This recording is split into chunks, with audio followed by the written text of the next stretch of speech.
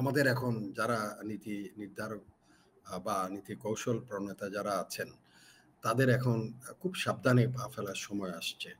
কারণ হচ্ছে একদিকে আমাদের পার্শ্ববর্তী ভারত যেমন রয়েছে, একইভাবে চীন রয়েছে, এবং ঠিক দুটোকে মিলিয়ে আবার এখানে আমেরিকান একটা স্বার্থ এখানে রয়ে গেছে, যেটা আমেরিকা ভারতকে নিয়ে, অস্ট্রেলিয়াকে নিয়ে, যুক্তরাজ্যকে নিয়ে কোয়াড করেছে।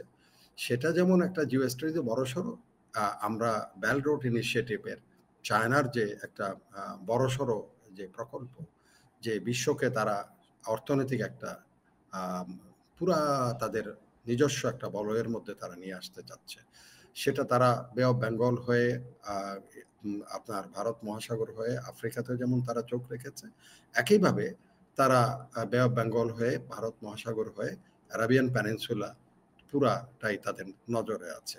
একই সাথে তারা সেন্ট্রাল এশিয়াতে, এই যে কয়েকদিন আগে যে রয়সি মারা গেল, ওখানের মধ্যে অনেক কথা আসছে দেখবেন, $400 বিলিয়ন আগামী 10 থেকে 15 বছরের ভিতরে চায়না $400 বিলিয়ন ইরানকে ভিত্তি করে ট্রান্স আপনার ইয়েতে ইউরোপ তারা রেলওয়ে লাইন করে যোগাযোগ ব্যবস্থা করে তুলবে, আইং to Afghanistan as well as Central Asia.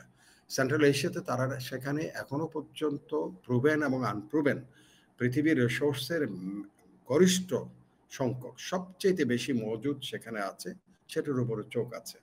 তো এখানে বাংলাদেশের উপর যেটা আসছে, যেটা আমরা করাল ছায়, আমি শুরুতেই বলেছি, একদম শেষ দিকে এসে গেছি, শেষ করে দিচ্ছি, একদম শেষ।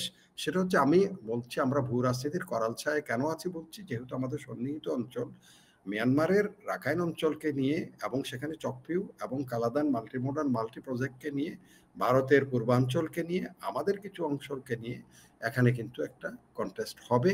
সেটাকে আমাদের মাথায় রেখে আমাদের যারা কৌশল প্রণেতা নীতি নির্ধারক আছেন তাদেরকে পথ চলতে হবে। ধন্যবাদ।